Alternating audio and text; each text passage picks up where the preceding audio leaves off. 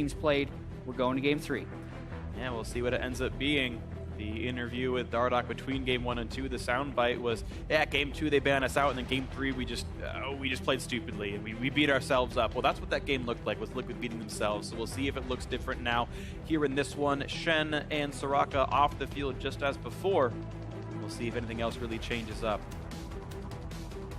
Yeah, so Soraka ban all the time for Team Liquid. Don't want to deal with that in the laning phase.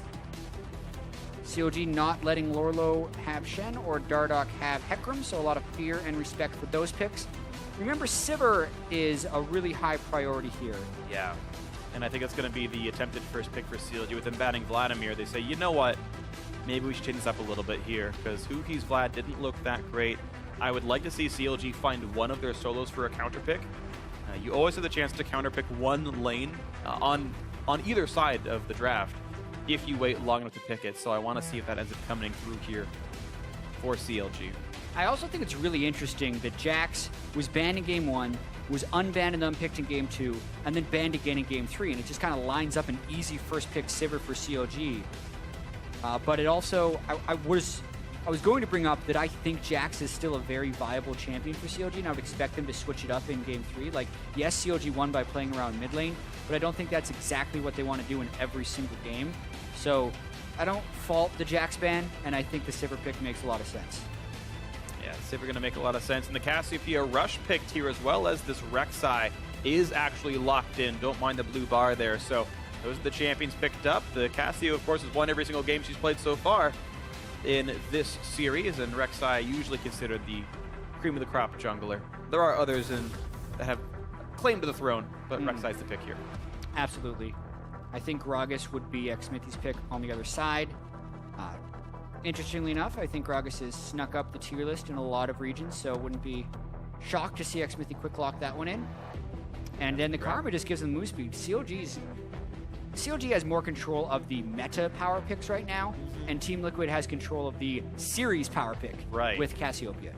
And they're going for the same style once again. Look at that. Sona plus Lucian yet again grabbed. They really want to win this lane, and Sivir, generally a slightly weaker lane than Ashe. You can't spell shield every Sona Q. You will get poked out eventually. So Liquid hoping to really, really pressure this lane. This time, though, with more team fighting mid laner. I think that's the key as well, because last game, the side lanes were doing so amazingly for Team Liquid, and they pushed Phoenix out of his comfort zone. Phoenix, when he can isolate that 1v1 matchup, can crush. And then when they get him into team fights, he can also crush. And when they try and make him play the map and be this communicator with the team that is all native English speakers except for Phoenix, I think that puts him in a really difficult spot. But you put him on a champion like Cassiopeia where he can lane dominate, the rest of the team can be ahead. That makes the most sense for Team Liquid. Definitely agree, so we'll see what happens here. Liquid still leave themselves counterpick for the top side, CLG get counterpick for the mid lane, and we'll see what it ends up being. Looks like CLG looking at a new style for themselves. Victor will be the matchup for the mid, and they will blind pick Aurelia, and with Shen off the table, that leaves it up for, generally speaking, better matchups across the board. Yeah, really curious to see what Lorlo ends up going with. He could throw back to something like a Trundle, because that could still win the 1v1 matchup against Aurelia.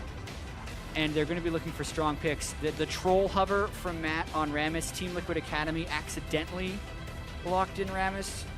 Yeah, in their time ran out, final matchup. So they got a random one as far as the draft goes. Please, Matt. Stixay also hovered a really long time on Warwick. That was close to being a Warwick pick for CLG. I definitely think teams should not do this from a strategic perspective. They're still discussing this top lane matchup. Obviously, Lorlo gets a lot of input onto what he picks. If we're going to read so much into things, Liquid giving them a pat on the shoulder, being like, you trust this matchup? Go for it. Yep. And it is the Trundle, like you said. It is the Trundle. So, the Bruiser versus Bruiser top side, Aurelia versus Trundle. Should be slightly Trundle favored, though not exactly one-sided. But that's the counter pick the Liquid want to have. We're down to the deciding one here. A lot of powerful champions on either side. CLG with a lot of utility and ways to support an Aurelia and a Victor to be huge damage threats in team fights. Both junglers great on early game junglers. Rek'Sai and Gragas both able to get around the map and make things happen. And Liquid going back to that same duo lane. The lane dominant Lucian Sona should have priority over Sivir plus Karma.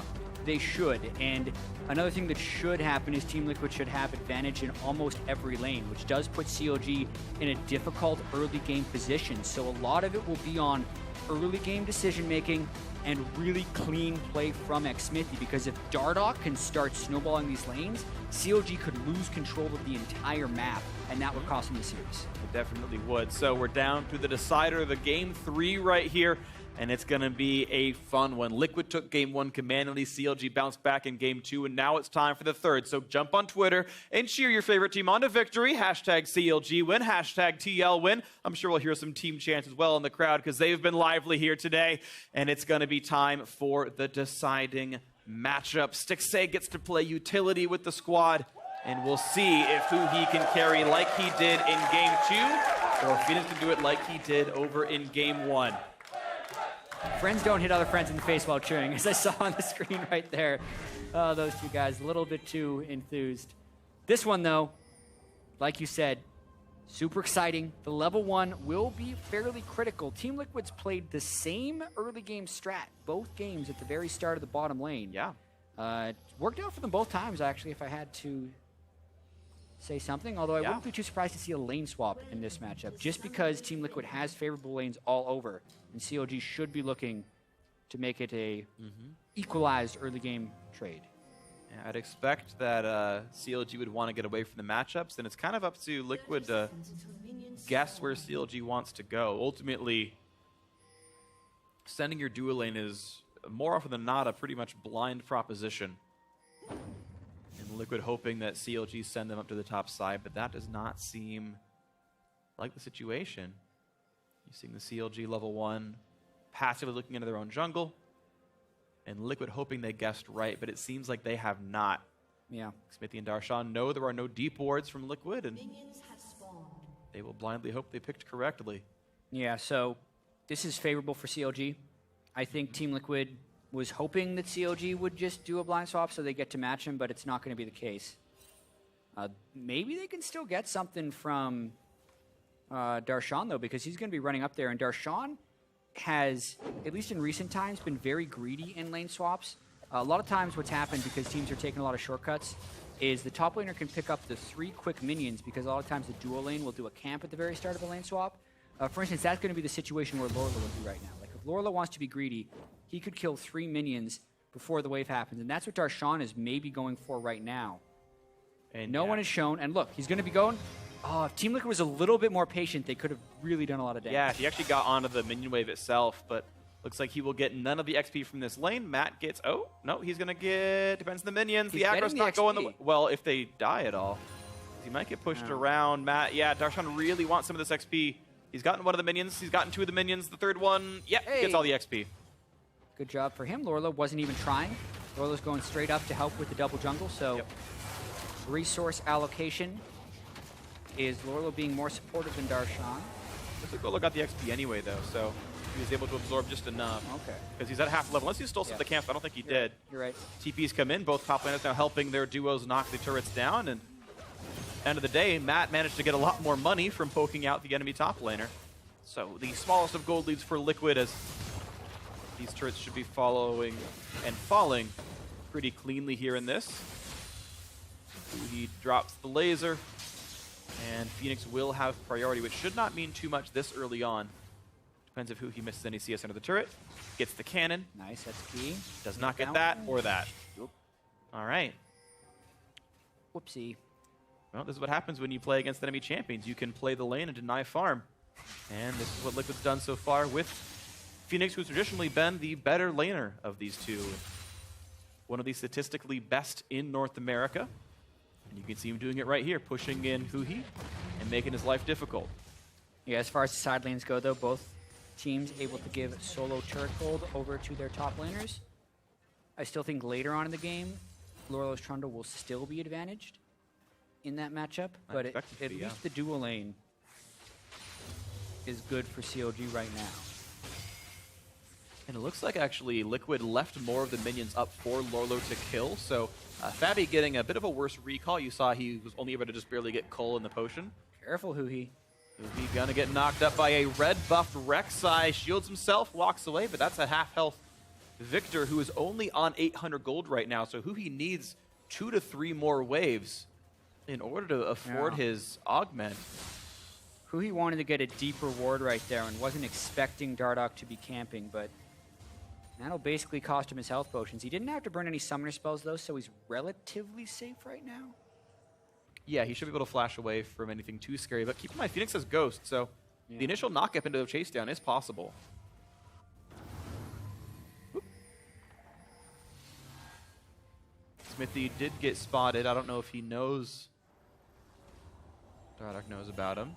This is interesting, however, with the way the lanes have actually matched up now. Yeah. Liquid Swan saw it back, but Lorlo didn't. Yeah, because Liquid wants these matchups, so they do play the lane swap a little bit differently. Normally, round 2 is a secondary trade of turrets this time around. And again, part of that is Lorlo being donated more farm. In the initial first round of the lane swap, they made a small tactical change, and they're hoping Lorlo can keep the advantage. That's why both junglers were over there to make sure Darshan didn't get dove. He did not. He'll collect some of the farm. And now we get to see how Fabi and Matt play against 6A and Aframu. That's actually pretty crucial. It's a little bit too early, I think, to force a big dive on a Darshan, but that was a massive wave that Darshan's able to collect. That will keep him really competitive with Lorlo from a farm perspective. And Team Liquid has quite impressive ward coverage, which they really need since they don't have a turret to fall back on if they do get ganked. So they got to keep the vision there, and keep in mind, Styx was able to get a pink ward on his first back that Fabi could not, because he had given more of that farm over to Lorlo. So vision disparity might be in CLG's favor. Dardoch on the Rex side still trying to hope he can track what's going on, and that is a aggressive dive they're looking for. Lorlo had a lot of room to roam around with, and Yahoo, he's about to be attacked by 3 members. I don't see it. I don't really either. The push is not fast enough, and Phoenix is low on mana now. Yeah, it's really risky at this point in the game. No one has items. Huhi, though, out of mana. Creative spells. Here comes Dardoch. A nice flash by Huhi, but now the chase coming in for Dardoch, but he's going to run out of health really rapidly. Looking for the dive once again, and now Smithy's going to turn around back onto Dardoch, gets the first blood, and the over-aggressive dive does get punished. Yeah, great job by Smithy and Huhi for dodging that gank, and we were saying, like, that's a really high-risk dive for Team Liquid to do. They don't execute it perfectly. They give up first blood. They don't even get the kill. And that also allows Darshan to get a lead on a Lorlo, so the lanes that Team Liquid were trying to have win are not going to necessarily... Can they zone him out better? I think Smithy should show up and zone out Lorlo, get him away from any of this farm. Yep. Looks like Darshan able to do it by himself. Just being level 5 was enough. And Lorlo misses all of the farm that Darshan pushed into the turret. That was the price he was willing to pay for the mid lane gank. If it worked out, he probably would have gotten this.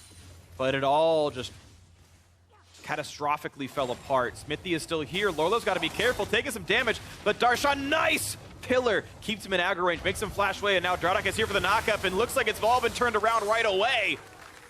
They did not expect Phoenix to make the roam, but he did so.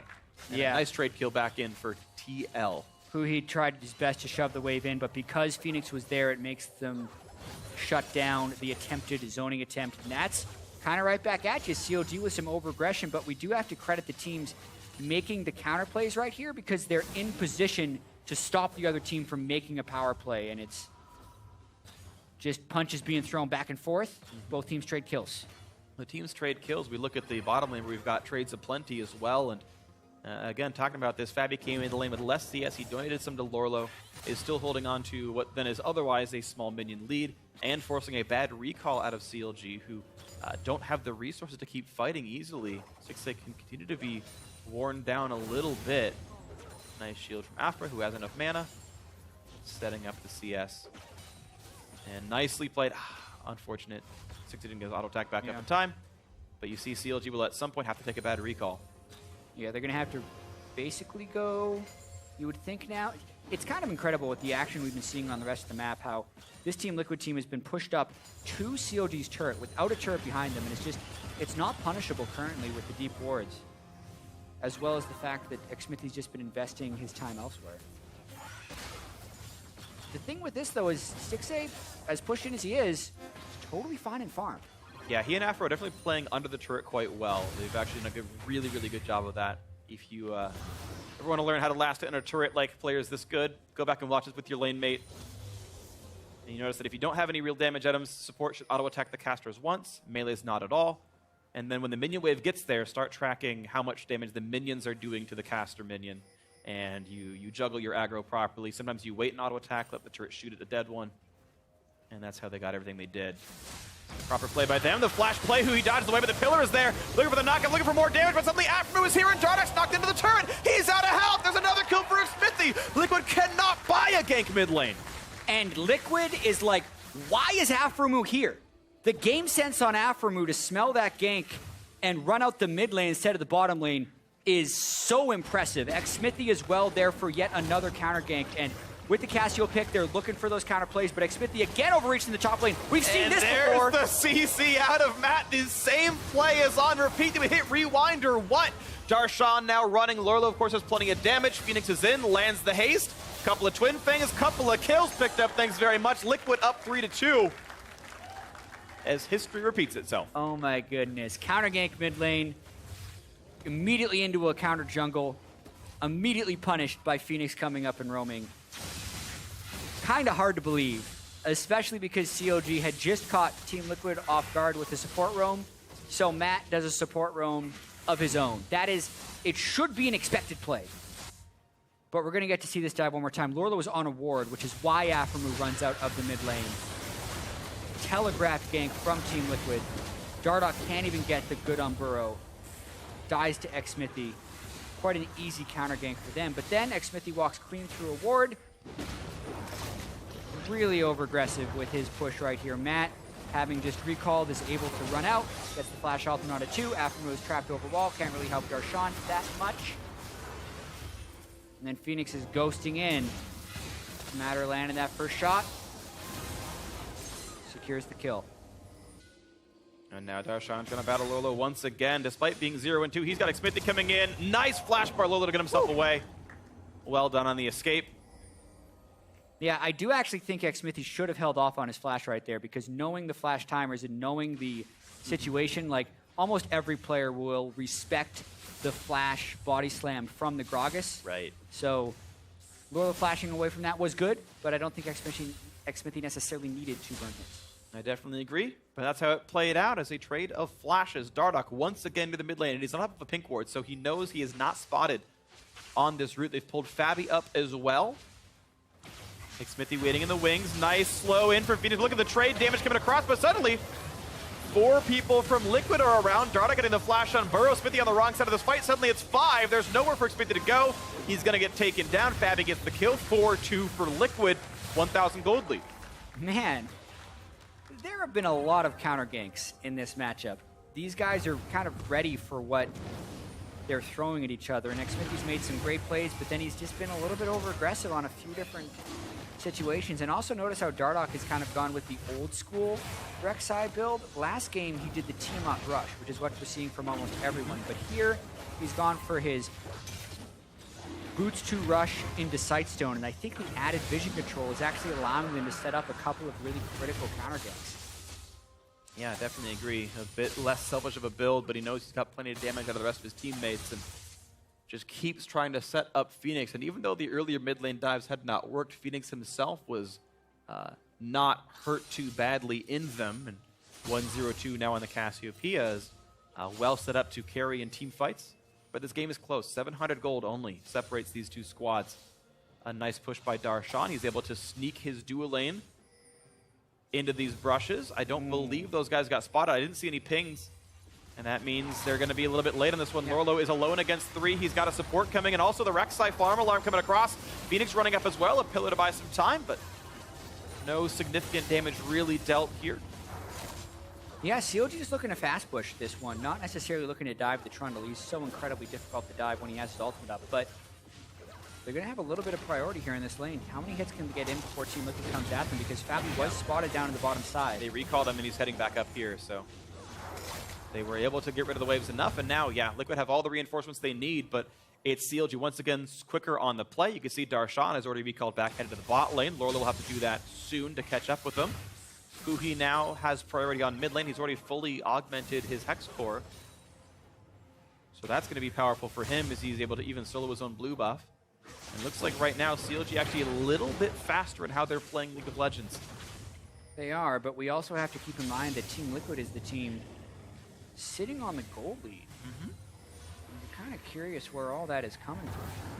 since looking at the CS, Darshan has the edge. It's actually the AD carry for a lot of it. Yeah, they also got the first blood, I think, right? The very first kill.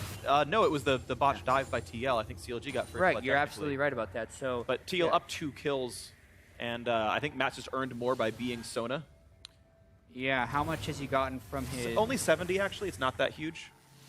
The additional gold on the spell thieves is only 70 above what Aframu had, but it's really all about the 80 carry gold right here. Fabi 900 up on Stixxay, so he's going to have to be in a position. a lot of that's the coal not being done yet. There's still 8 stacks left. Oh yeah, that'll do it. So that's where a lot of that lead is actually. Is Fabi getting more CS in that 2-on-2, finishes coal first. Yeah, 6 minions left on Stixxay, so it's a temporary thing. After running away though, low on health, has to flash, the chase is in, one more hit will do it, and that's gonna be the kill picked up. Dardoch smites him down, and a nice Q to break the spell shield, barely missing the crescendo though. Matt does not land the crowd control. Stixxay is able to walk away with his life as Liquid controls the top side of the map. Yeah, a lot of times Sona's looked at as a simplistic champion, but these pro supports don't spend much time on her, and Matt has had a few not great crescendos, a few decent crescendos, but If he had flashed, that was a kill. or if he'd just changed it properly with Dardoch's Also knockup. that. He was just a little bit late on the crescendo. That would have given them the kill on a Stixxay. So Matt, few small miscues, and game stays relatively close. It does. So now we'll see what else Liquid can find though. They have been now finding their own advantages. Phoenix not quite able to land the trade on a Hoo-Hee. But a close game nonetheless. Again, 1,000 gold the difference. A Mountain Drake as well is going to help them as they get later on into the game, Baron baits and whatnot. They actually will be a very fast Baron killing team too. Titanic Hydra on Trundle means a lot of damage, and Lucian and Cassiopeia no slouches either. Eventual Trinity Force will come out from Darshan once he has enough money, but he's still got a little bit to go on that one, about 400 needed. Yeah, no turret for the dual lane of CLG though, and Team Liquid is looking to make a play up there. Gets spotted by wards. This map is Darshan trading into the minion wave, though. This seems a bit greedy by him. Can he get away from Lorlo? Does he even want to, actually? Trundle's out of mana, so Darshan says, let's go back in on this one. I've got spells, you don't. Gets a stun, gets a lot of damage across, and yeah, it's Lorlo forced to actually flash to get away. Oh. Does Darshan really have the damage? Finds another slow, but the auto attacks, I don't know if they do quite enough. Darshan really wants to dive him. He's going to try and he's going to get it. The turret won't do enough damage, and Darshan was right the whole time. Finds the solo kill in the matchup he was counterpicked in. Darshan's revenge right here. He's played against the Aurelia a couple games in a row here and really knows his limits there. Lorlo with the respect flash early. It looked for a minute like Darshan shouldn't have even tried for the flash follow, but he's able to get it. He also did sacrifice a lot of minions for that chase, so the total value of that gank, you notice the total gold hasn't changed that much from this game with that solo kill, but it still shows that he means business up against Lorlo, and it will give him a lot of experience as well. Level 11 to level 9, I think, is the bigger change. You know, I was actually, I don't remember, I think it was, oh, hold on, there's a fight going on. I'll tell you in a little bit. Stixxay has to run away from Dardoch, and he's gonna get crescendo this time around. He's gone. That one's quickly there, and now it's time for Darshan to get the flank on a Matt. The teleport now coming in for Liquid's top laner as well. That's gonna be Darshan dropping a double kill for Dardoch. Nicely done. The trade did not happen at all. Liquid looking nice. That's big. They knew there was no flash on a Stixxay, and they just jump on him. Then, yeah, Darshan, just a really ineffective teleport coming in straight to an exhaust from Matt, and they're going to look to continue this one. Dardoch with the dive. Oh, this could be bad for CLG. They're missing 2. It's a 5v3 of sorts. Dardoch rooted up on a turret, though. He's got aggro. He's taking a lot of damage. He's trying to run away. He's almost gone. And who he's going to trade his life for the kill, but it's Smithy now running out of HP. And now look at this. Phoenix wants it, and Aframu exhaust is on. The root's going to buy him a little bit of time. And yeah, the support will live, but CLG running out of members rapidly. Liquid takes down the turret. 3,000 gold lead. Really big power play. Dardoch doesn't necessarily care that he goes down because they already got the turret and the 2 kills at the very end of the fight. Dardoch going full support with his build as well, with an Aegis being completed. Watch this one more time. It's just Team Liquid before this had done such a good job of clearing out the vision from CLG. That's why CLG was caught off guard by this one. And yeah, the teleport comes in, but it's immediately met with an exhaust from Matt. Dardoch then flashes to unburrow. Picks up the kill. They would have liked those kills to go over to Fabi, since Dardoch is going with the Sightstone Aegis build this game, but They decide since they have a 2-man advantage that they can still dive. CLG thinks they're going to be able to hold since there was so much burn in the initial fight. Quite a close fight under this one, but it's the Trundle pillar that sets up pretty well. Xmithy whiffs his Gragas ultimate entirely. And then when Huhi moves in because he thinks he can have a counterplay is when Phoenix comes back at him with the ultimate. And really nice play at the end of this fight by Phoenix's Cassio. Very low health up against Daphne, but is actually able to push him completely out of the fight as well as get the exhaust. And they were so close to trading back onto Phoenix as well. Almost died to the turret, and then Stixley almost got the damage with the Q, but it didn't happen. And as Rift Herald despawns, Baron's coming up. Liquid can feel pretty good at the 3,000 gold lead 20 minutes in. Sizable. CLG have their work cut out for them if they want to come back in this. No one individually looking all that amazing on CLG right now, actually. Liquid just kind of leads everywhere. Matt on Sona unkilled. Dardock's been the one actually absorbing all the deaths here. They're frontliners. He and Lorlo. But Liquid really have been winning most of these team fights. Yeah, and this gold lead's getting pretty dangerous for CLG at 3,000, especially when you consider that Phoenix is doing quite well on the teamfight monster of Cassiopeia. And Sona scales quite well into the late game as well. And it's really on Xmithy or Darshan to burst him very quickly, but it's going to be difficult to do through exhaust and also the recently buffed power chords for Sona. One of the most underrated spells in the game, actually, I think, is the Aria of Perseverance, so the W power chord on Sona, because that's actually a 25% damage reduction when you land it. Exhaust is only a 40% damage reduction. So you really stop from being able to be dove on, and now Darshan he's dead. He's alone and sad and gone. Dardock getting himself his 5th kill of the game, actually the kill leader on the team. He's managed to secure all the last hits. A very tanky Void Shark he is, but either way, Darshan now 1 and 4, not in the best of situations. Bottom lane outer going also down. Liquid 3,000 up once again. Smithy threatening a dive onto Fabi, who wants to get away from the barrel. Does so, culling across, and Smithy losing half his health bar. Top lane, not even losing any health on that turret, really. Yeah, so have not found openings. Not much negative really happening for CLG when they try to go for that push. Dardock is just able to ult back towards the rest of the map, and Orlo's getting some free hits in on this bottom turret. Yeah, it looks like it's working. Even though Lorlo went for the counter pick, and even though Darshan found a solo kill earlier on in this matchup, it just feels like Lorlo's been getting more help. That's been doing good things. Darshan once again looking to threaten. Down a level, doesn't even care. Decides, maybe I will fight you. Nah, never mind. Yeah, he has literally no vision, and he knows he's going to have to chase that kill probably all the way to Team Liquid's turret, so not worth going for. Yeah, all Riven mains would have chased that. Of course, Riven always chases. But this game and this series are looking favorable for Team Liquid at this point. Definitely agree, but CLG want to make something out of this one. Phoenix pushed around. He can't quite find the kill, but at least forces Ghost out of Phoenix's Cassiopeia. But I'd rather be missing Ghost than missing Chaos Storm in an impending team fight, so CLG might want to be afraid of what actually happened to this one. Here comes the flash engage. Nice dodge away. He gets out of that one. And that has actually advantaged CLG in that trade. It's the second time this series where Matt's tried to flash ultimate Huhi, and Huhi has been able to react to flash away both times. So props to Huhi for the very quick mechanics on that.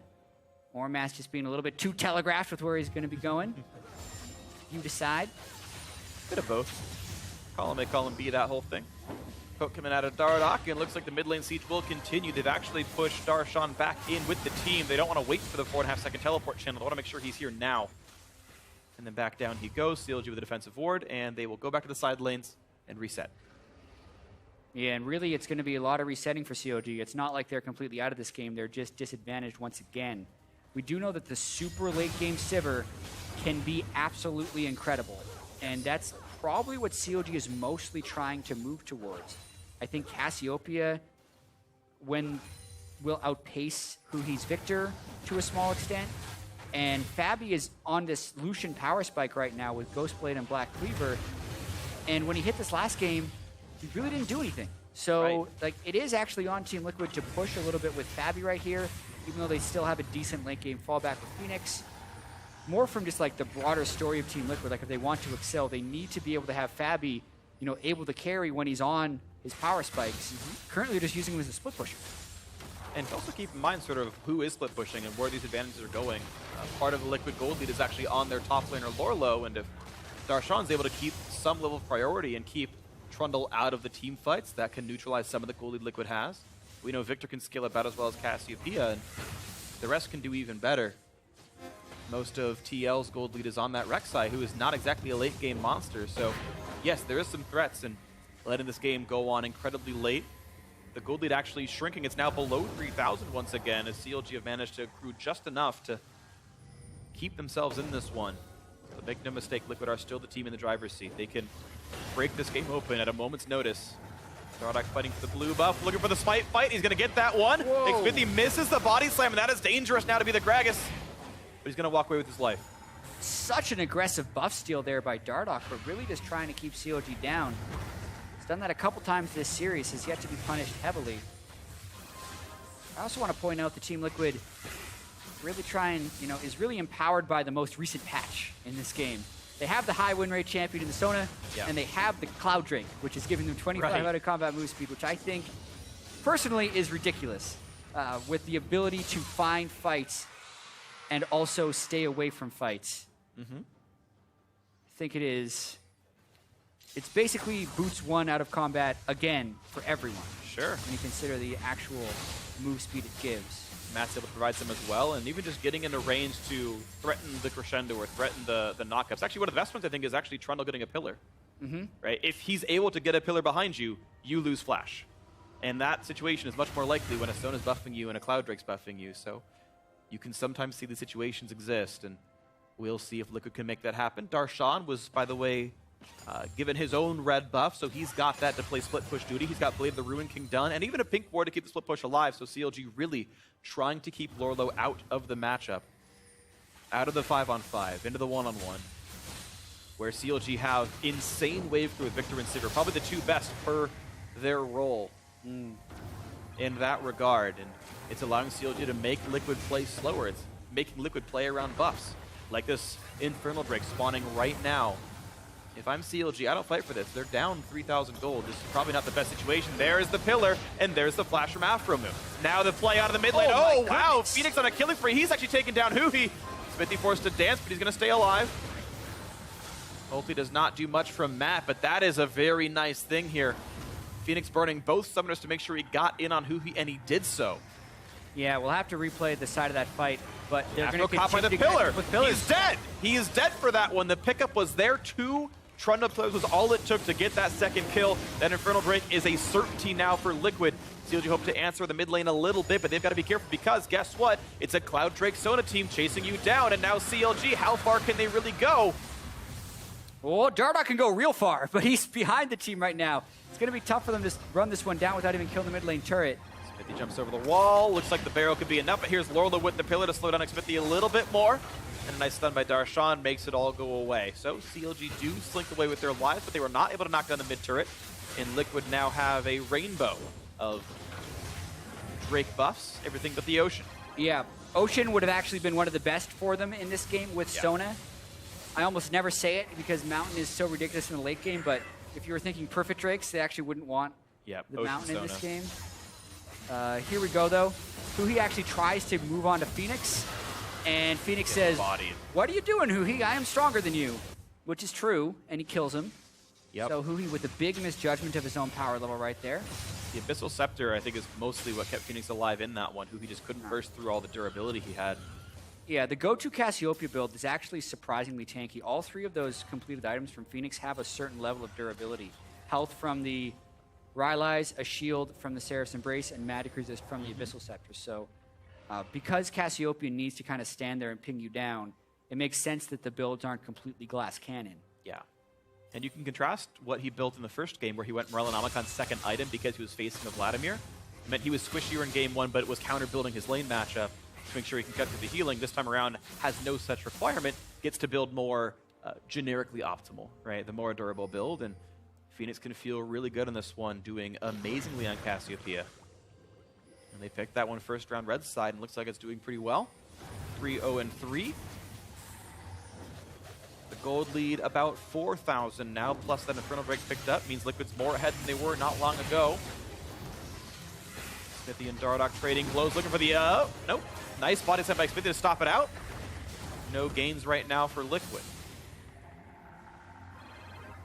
Yeah. Trundle splitting in the bot lane. A little bit of poke, but Dardoch is very tanky. Randu and Zoman plus Merc Treads in these Locket of the Iron Solari. It's a very durable Rek'Sai, putting those 5 kills to good use, making sure he's nigh invincible. Neither Stixxay nor Huhi great at killing that target. Huhi actually not going Void Staff, he's going Abyssal Scepter. This late in the game, I think he needs Void. They have to kill frontline. I actually don't like him. Yeah, I'm not entirely sure. He's trapped in between a lot of different things. I think it's Sonya's piece. No, never mind. It's just a little bit of cooldown reduction ability power as of now. Those built into a lot of different items, but yeah. See what he ends up completing. Dardoch once again wants the blue buff steal. At least they're going to get away. And actually, Huhi managed to tag the last hit on it, I believe. Yeah, he's got a fresh blue buff, so very fortunate that CLG was able to grab the blue buff. That is a big bump in power for the Victor, the 10% extra, 50% extra ability power.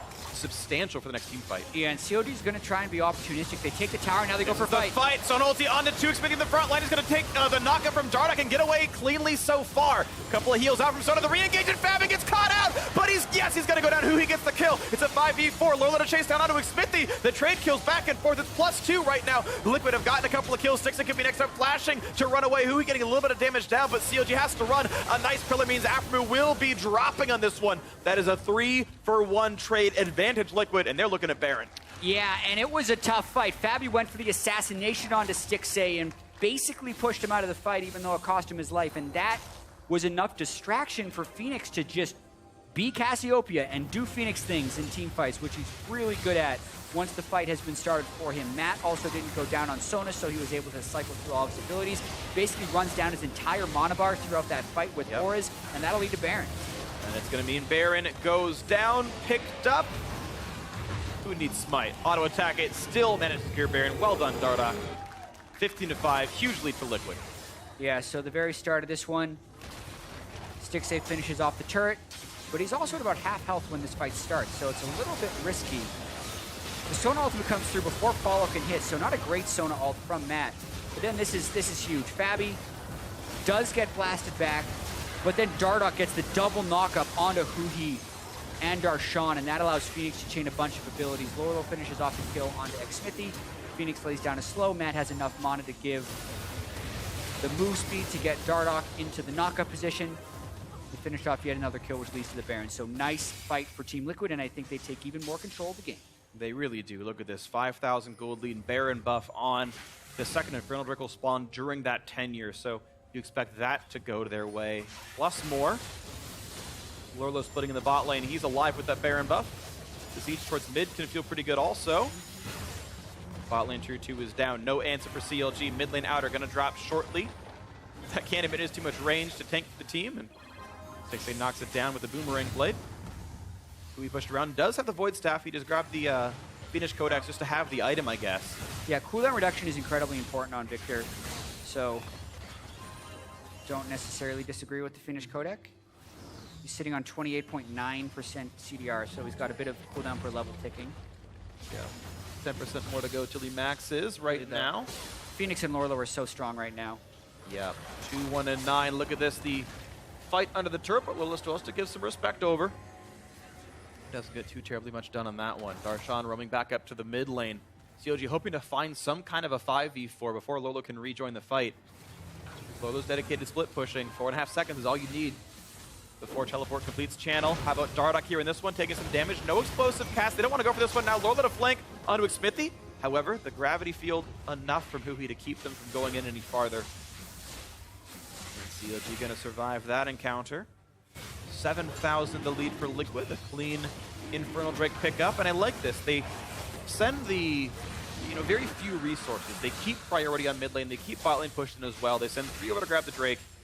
They don't really give up a lot of map control for that pickup. 2 Infernal Drakes this late in the game with this much of a gold lead, definitely nice for them. Xmithy forced away by Phoenix, that should mean the mid turret goes down. Huhi does not do enough damage to scare Dardoch away, and Liquid continuing their chain of domination now. Yeah. Liquid is in prime position to win this game. The double Infernal is spectacular. Looks like Phoenix is working up towards Death Cap for his 5th completed item. Fabi has been doing decent in these team fights, but it's mainly the fact that CLG just doesn't have the same type of team fighting of Team Liquid right now, and he really hasn't been able to do much. Like, we knew they were picking into losing lanes at the beginning, and then they weren't able to get any advantages out of lane swaps, and now they've just kind of slowly been losing these team fights and unable to contest any major objectives. Yeah. A lot of this, and it's rare that I say this because Zix is so good at drafting around COG's strengths, but Team Liquid, I think, outdrafted them pretty heavily in this final game. And it hasn't even played out super ideally for Team Liquid. It's just the fact that they didn't lose the lane swaps. They're continuing to keep power into Phoenix. Dardoch has been able to create a lot of opportunities with his fairly supportive build. And now with 4 Drakes, 2 of them being Infernal, Team Liquid's just going to control vision, continue to look for plays around Baron.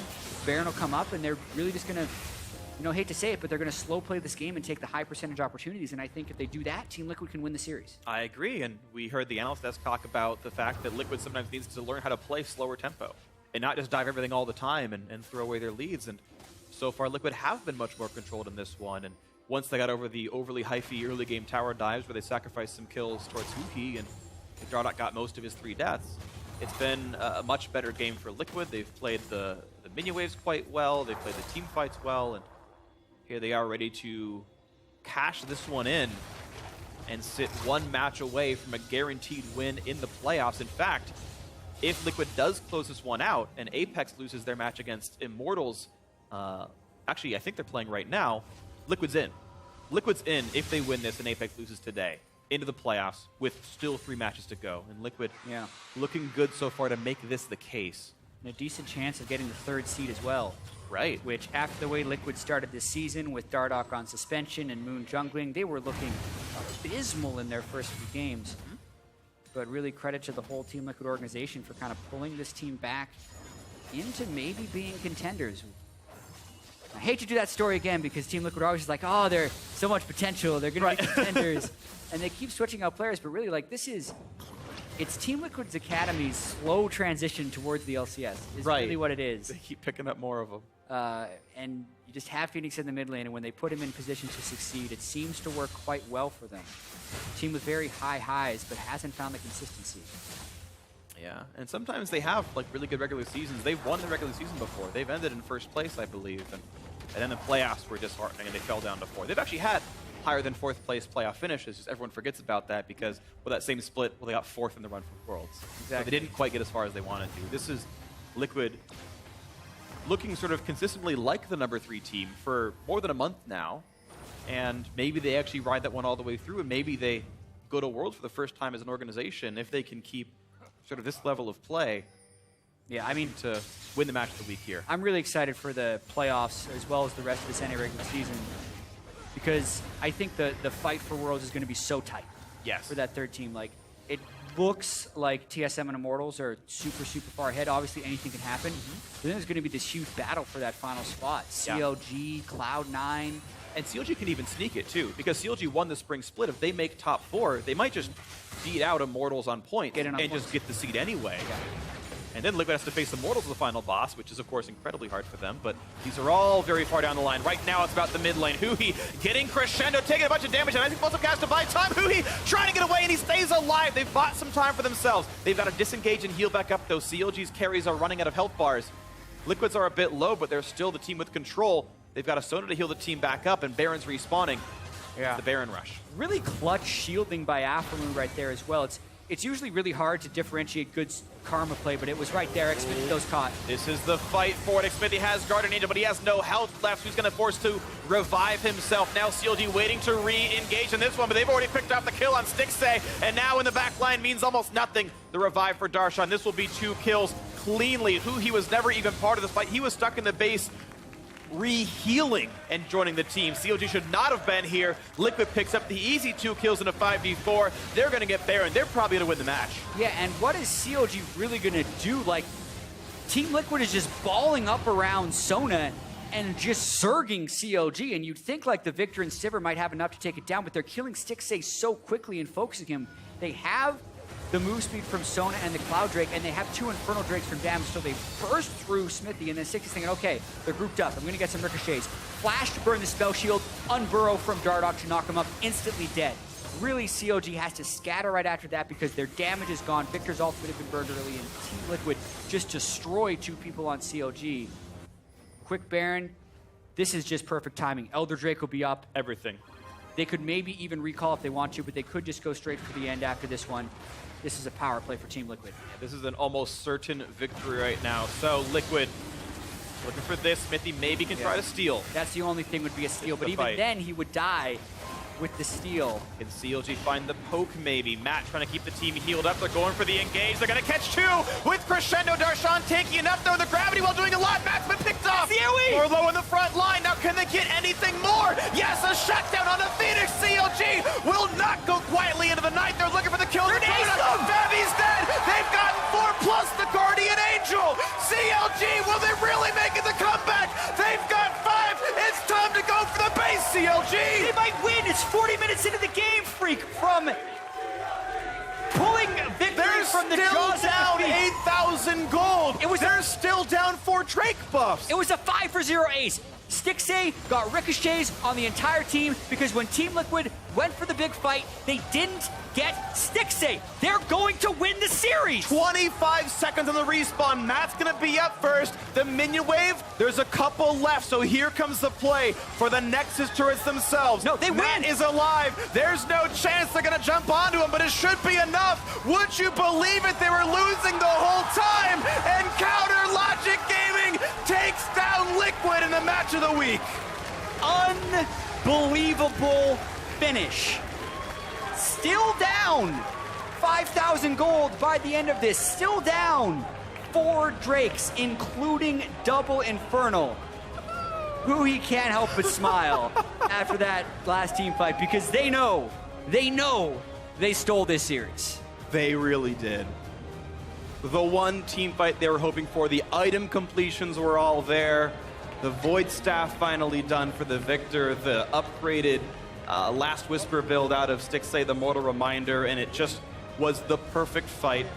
The Gravity Well, the Chaos Storm, the Ricochet, everything. The stars aligned and the constellation red. CLG wins. Yeah, Team Liquid, they make the call to pull off Elder Drake after probably taking a little bit of damage because the previous fights had gone so well.